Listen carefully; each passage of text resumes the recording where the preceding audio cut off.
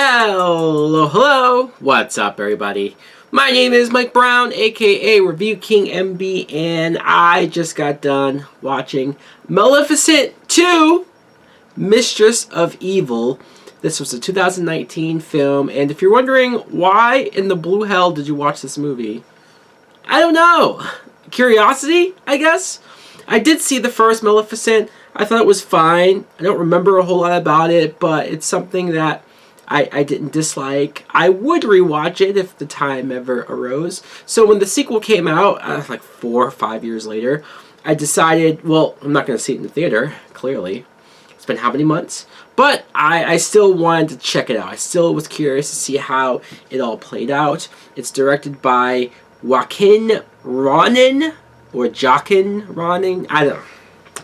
With some of these names, I'm sorry guys, it should come with a pronunciation manual, or there should be something to help me out with these names.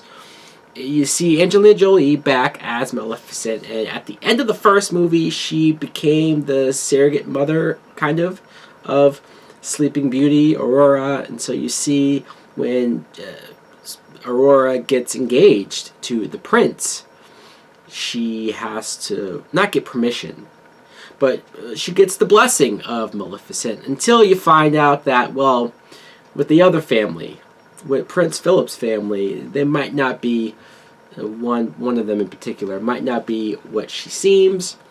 What I think of Maleficent 2 was, it was fine.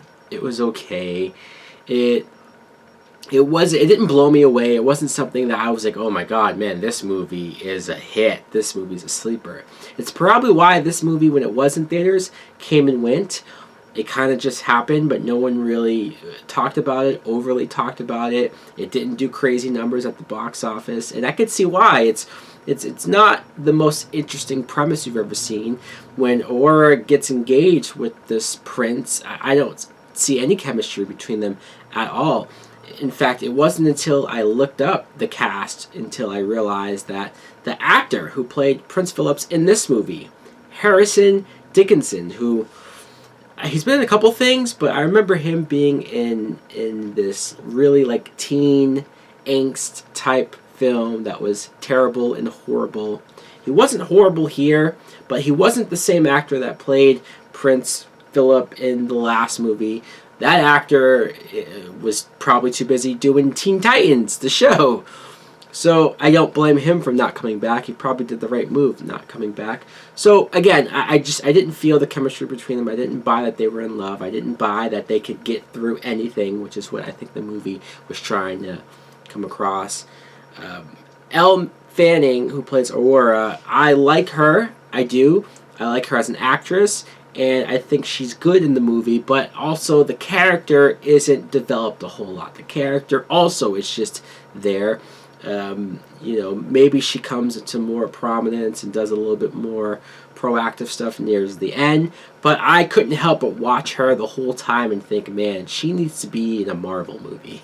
And I know some people might be getting sick of Marvel movies or superhero movies and whatnot, but I just mean she's a good enough actress, and I think enough people know her, but I want more people to know her, to see it, and I want her talents to be in a much better, much more seen film. That's why I'm saying a Marvel movie.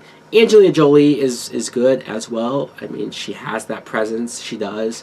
She fills the role. I know some people didn't like this in the first movie, but I find it intriguing that the take on Maleficent, at least if you compare it to the old fairy tale, is that she's misunderstood. She's not really evil. There's a lot more nuance to her and Aurora's relationship. So I do like that for the story.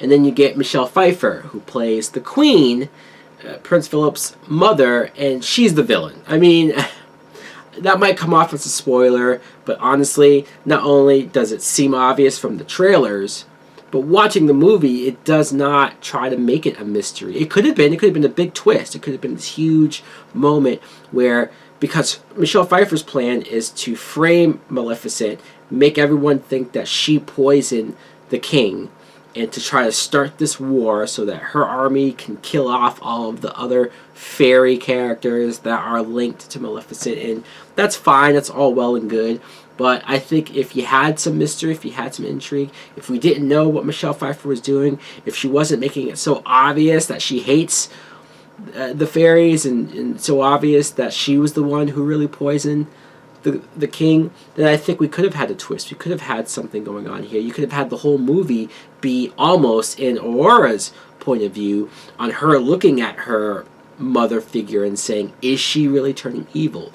Is Maleficent going to the dark side like we know from the fairy tale? Maybe they're going to put her in that direction. You could have had the story about that. You could have really bought into it, but no, they didn't. We knew the whole time what was going on, so it didn't leave me as interested as I was trying to be in this story. Chiwetel Ejiofor plays a random fairy. Honestly, when we find out that there are other fairy characters out there, they come in and save her, and then that's when you see all these characters. Chiwetel, great actor, but man, he's kind of wasted here. He's just here to save her from the water, and then what happens to him happens to him. And I just was like, this is what we had him here for? Okay. Ed Skrein was also randomly here as a random fairy, and when you see him, he looks so evil. I don't know if it's Ed Skrein himself or if it's how they dressed him up. I feel like every time I see Ed Skrein in a movie, I just expect him to be a villain. So I was expecting a twist where he's the evil fairy, but no, he's just there as one of the fairies. Nothing really all that special. I don't know. You could have probably had his character be a little more interesting. This backstory about the fairies and the mythology I didn't really care about. It wasn't until the last third of the film where it revved up a little bit. There was a lot of action. There was a big battle between the two armies, and that's probably the most exciting part of this film. Again, this isn't bad. This isn't terrible. This isn't anywhere close to trying to be a rant. I just thought the film was okay. It's a Netflix and chill. Oh, yeah. Could have been better. It could have been at another level. I don't think this is as good as the first one. And I think Disney had a little bit of a problem when it comes to trying to do either their own properties or these live-action Disney stories that they don't always connect with me. Let me know in the comments below if you too saw Maleficent, Mistress of Evil. What did you think of it? Did you like it? Did you love it? Or do you agree that it's just okay? It should have been better. Thanks for watching. Like, comment, subscribe. Later!